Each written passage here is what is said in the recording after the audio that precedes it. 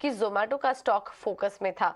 जोमेटो को लेकर दो बड़ी खबरें आई हैं। एक तो कंपनी ने 10 मिनट की डिलीवरी बंद कर दी है, दूसरा कैश ऑन डिलीवरी में धांधली को उजागर किया गया। दोनों खबरों पर ज्यादा डिटेल्स के लिए चलते हैं विनी के पास। विनी, बताइए।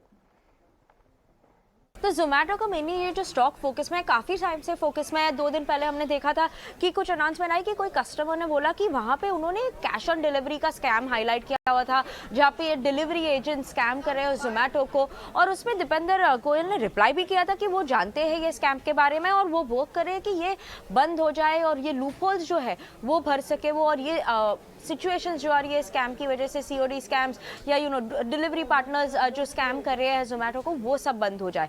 उसके अलावा एक और जो है वो अनाउंसमेंट आई है कि उन्होंने कहा है कि वो जो उनकी 10 मिनट डिलीवरी थी जोमेटो इंस्टेंट के नाम से, वो पायलट फेज में थी लास्ट 1 साल अप्रोक्सीमेटली से, तो वहाँ पे वो भी बंद हो चुकी है कंपनी की। वहाँ पे मेनली थे एरियाज बैंगलोर, गुरुग्राम और काफ़ी कुछ एरियाज जो दिल्ली में थे। तो अभी कंपनी ने कहा है कि उन्होंने यहाँ पे अभी हॉल्ट लिया है, वो रीवर्क कर रहे हैं, इस पे मेन्यू पे काम कर रहे हैं, ब्रांडिंग पे काम कर रहे हैं। तो ये एक फैक्टर है वॉच आउट करने के लिए।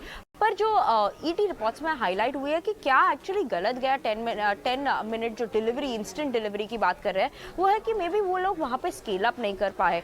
उसके अलावा हाई लेवल एग्जिट्स भी आई हुई है कंपनी में। उनके चीफ टेक्नोलॉजिकल ऑफिसर ने भी रिसेंट टाइम्स में ही रिजाइन किया हुआ है। 3 बड़ी एग्जिट्स आई हुई है कंपनी में भी। तो ये एक फैक्टर भी बनता है जोमेटो के लिए, कि मे बी कौन हैंडल करे, ये एक फैक्टर भी हो सकता है। उसके अलावा ईटी रिपोर्ट ने ऑल्सो हाईलाइट किया था कि कंपनी ने रिसेंटली बताया था कि उनके जो रेस्टोरेंट पार्टनर्स को उन्होंने इन्फॉर्म किया कि मे बी ये अभी वो जो 10 मिनट की डिलीवरी है वो बंद भी कर सकते हैं। और उसके अलावा सीम्स है कि वो प्रॉफिटेबल भी नहीं बन पाएगा, ये ईटी रिपोर्ट ने हाईलाइट किया था। और कंपनी एक्चुअली फोकस करेगी अभी प्रॉफिटेबिलिटी पे भी, क्योंकि मार्केट भी कितनी टफ सिचुएशन में है, वैल्यूएशंस करेक्ट हो रही है न्यू एज टेक कंपनीज के लिए, तो उनके लिए प्रॉफिटेबिलिटी भी इंपॉर्टेंट फैक्टर हो जाएगा। तो ये एक इंपॉर्टेंट फैक्टर्स है जो जोमेटो के लिए महत्वपूर्ण है, और इसीलिए जोमेटो एक स्टॉक है जो फोकस में रहता है।